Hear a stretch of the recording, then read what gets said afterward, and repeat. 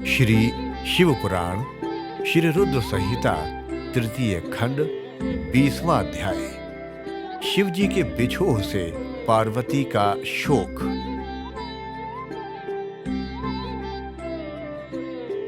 ब्रह्मा जी कहते हैं, नारद, जब भगवान शिव ने अपना तीसरा नेत्र खोलकर उसकी अग्नि से कामदेव को भस्म कर दिया, तब मैंने उस क्रोधाग्नि से भयभीत देवताओं सहित सभी प्राणियों को भय से मुक्त कराने के लिए उस अग्नि को शिव की आज्ञा से पकड़ लिया और मैं उसे लेकर समुद्र तट की ओर चल पड़ा। समुद्र को उस क्रोधाग्नि को सौंप कर मैं वापस अपने धाम लौट गया। तब पूरा जगत भय मुक्त होकर पहले की भांति प्रसन्न हो गया। नारद जी ने ब्रह्मा जी से पूछा, हे दयानिधे, आप मुझे ये बताइए कि कामदेव के भस्म हो जाने पर पार्वती देवी ने क्या किया? वे अपनी सखियों के साथ कहाँ गई? हे प्रभु, कृपया मुझे इस बारे में भी बताइए। नारद जी के ये वचन सुनकर ब्रह्मा जी बोले, भगवान शंकर के तीसरे नेत्र से उत्पन्न अग्नि ने जब कामदेव को जलाकर भस्म कर दिया, तब पूरा आकाश गूंजने लगा। ये दृश्य देखकर देवी पार्वती और उनकी सखियां डरकर अपने घर को चली गईं। वहां पहुंचकर पार्वती जी ने सारा हाल अपने माता पिता को बताया, जिसे सुनकर उन्हें बड़ा आश्चर्य हुआ। अपनी पुत्री को विवहल देखकर हिमालय को बहुत दुख हुआ। हिमालय ने पार्वती के आंसुओं को पोंछकर कहा, पार्वती, डरो मत और रो मत। तब हिमालय ने अपनी पुत्री को अनेकों प्रकार से सांत्वना दी। कामदेव को भस्म करने के उपरांत शिव जी वहां से अंतर्धान हो गए। तब शिव जी को वहां न पाकर पार्वती अत्यंत व्याकुल हो गई। उनकी नींद और चैन जाते रहे। वे दुखी और बेचैन रहने लगी। उन्हें कहीं भी सुख शांति का अनुभव नहीं होता था। तब उन्हें अपने रूप के प्रति भी शंका होती थी। पार्वती सोचती कि क्यों मैंने अपनी सखियों द्वारा समझाने पर भी कभी ध्यान नहीं दिया। देवी पार्वती सोते जागते, खाते पीते, नहाते धोते, चलते फिरते और अपनी सखियों के साथ होते हुए भी सिर्फ महादेव जी का ही ध्यान और चिंतन करती थी। इस प्रकार उनका मन शिव जी के बिछोह की वेदना सहन नहीं कर पा रहा था। वे शारीरिक रूप से अपने पिता के घर और हृदय से भगवान शंकर के पास रहती थी। शोक में डूबी पार्वती बार बार मूर्छित हो जाती थी। इससे गिरिराज हिमालय और उनकी पत्नी मैना बहुत दुखी रहती थी। वे पार्वती को समझाने की बहुत कोशिश करते थे, परंतु पार्वती का ध्यान शिव जी की ओर से जरा भी नहीं हटता था। हे देव ऋषि नारद, एक दिन देवराज इंद्र की इच्छा से आप घूमते हुए हिमालय पर्वत पर आए। तब शैलराज हिमालय ने आपका बहुत आदर सत्कार किया और आपका कुशल मंगल पूछा। आपको उत्तम आसन पर बैठाकर हिमालय ने सारा वृतांत सुनाया।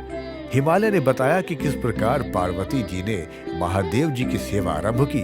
इसके बाद अपनी पुत्री के शिव पूजन से लेकर कामदेव के भस्म होने तक की सारी कथा आपको सुनाई। ये सुनकर आपने गिरिराज हिमालय से कहा कि आप भगवान शिव का भजन करें। तत्पश्चात हिमालय से विदा लेकर आप एकांत में गुमसुम बैठी देवी पार्वती के पास गए। तब उनका हित करने की इच्छा से आपने उन्हें इस प्रकार सत्य वचन कहे। आपने कहा, हे पार्वती, तुम मेरी बातें ध्यान पूर्वक सुनो। तुम्हारी ये दशा देखकर ही मैं तुमसे ये बात कह रहा हूं। तुमने हिमालय पर्वत पर पधारे महादेव जी की सेवा की, परंतु तुम्हारे मन में कहीं न कहीं अहंकार का वास हो गया था। शिव भक्त वत्सल हैं। वे अपने भक्तों पर सदैव अपनी कृपा दृष्टि बनाए रखते हैं। वे विरक्त और महायोगी हैं। तुम्हारे अंदर उत्पन्न हुए अभिमान को तोड़ने के लिए ही सदा शिव ने ऐसा किया है। अतः तुम उन्हें तपस्या द्वारा प्रसन्न करने का प्रयत्न करो। तुम चिरकाल तक उस उत्तम भक्ति भाव से उनकी तपस्या करो। तुम्हारी तपस्या से प्रसन्न होकर महादेव जी निश्चय ही तुम्हें अपनी सहधर्मिणी बनाना स्वीकार करेंगे। यही शिव जी को पति रूप में प्राप्त करने का एकमात्र साधन है।